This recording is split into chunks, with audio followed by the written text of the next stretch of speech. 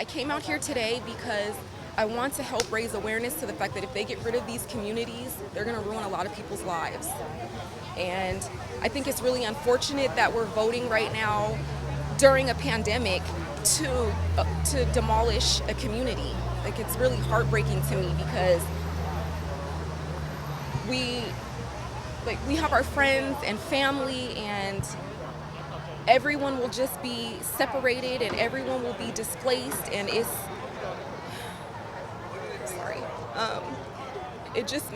It would mean a lot to me for the people that are voting to consider what they would do if their family was living here, because we're good people. We just don't have the opportunities and the resources that we used to have to be able to do the things we need to do here. And it's not fair that we have to pay in that way with our homes. We deserve, the opportunity to thrive.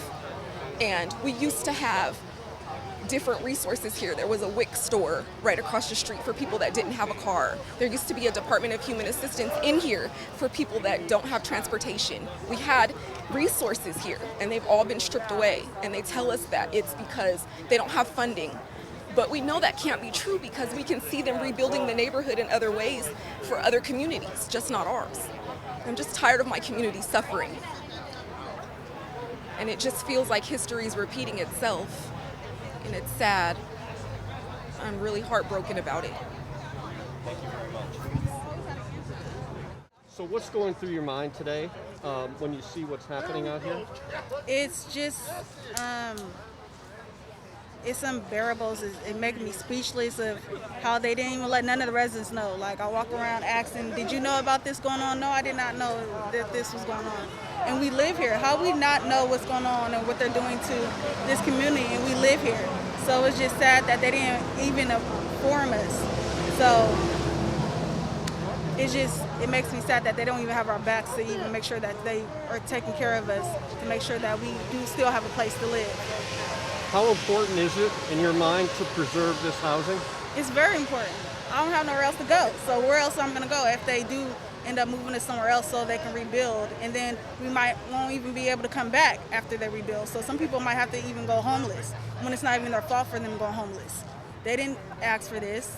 All they asked is for them to keep up the housing and keep up the maintenance. We didn't ask for us to be moved out, and you don't even have a plan B for us to stay. Yeah, so it's just sad. Thank you. The name Nathaniel Colley, what does that mean to you? To me, it means love, caring, somebody who was willing to take a big step to fight for a community of people that he cared a lot for.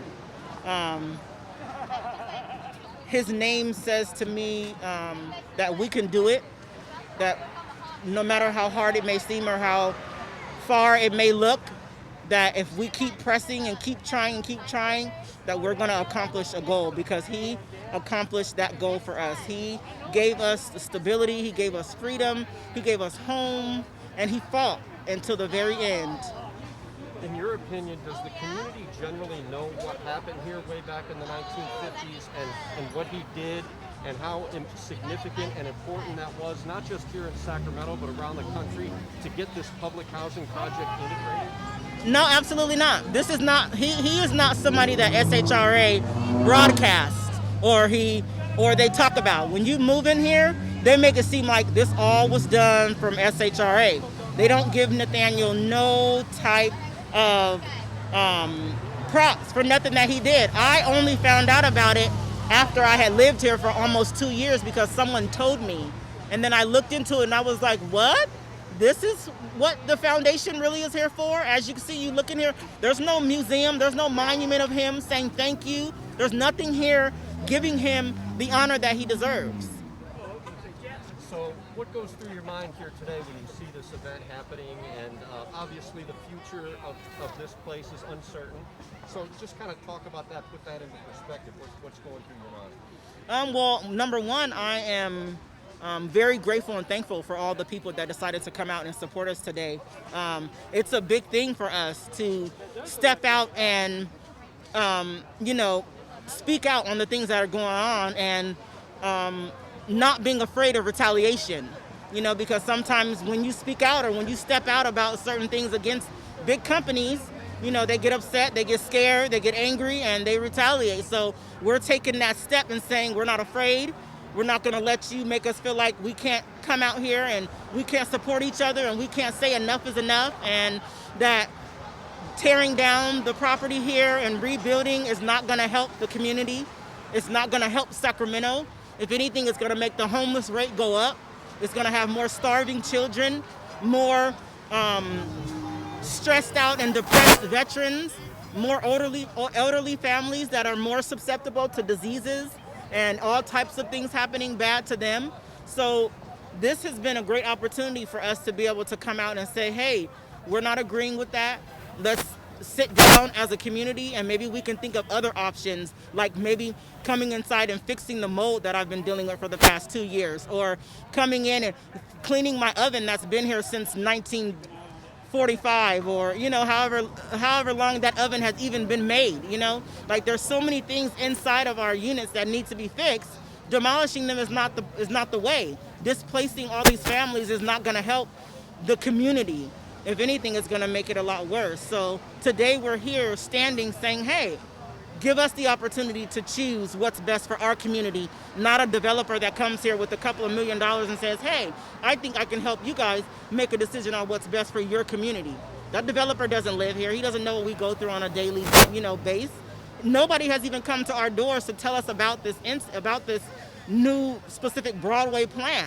I didn't know anything about it until about a month ago, until somebody told me. But I was under the impression that, there was so many different things that they were telling us they were already going to do. I'm a single mom of 2 boys. I do my best to take care of my children, to work hard, to show them that life is about having to stand up for yourself sometimes, even if that means it might hurt a little bit. So I'm hoping that today that the people can see that even though it's a few of us and there's a lot of people that live here, know that there are some people that do have work, some people that do have big families. So we're the ones that are saying, hey, today we're going to step out on their behalf. And we're going to say, stop the plan and let's stand together and decide what's best for our community.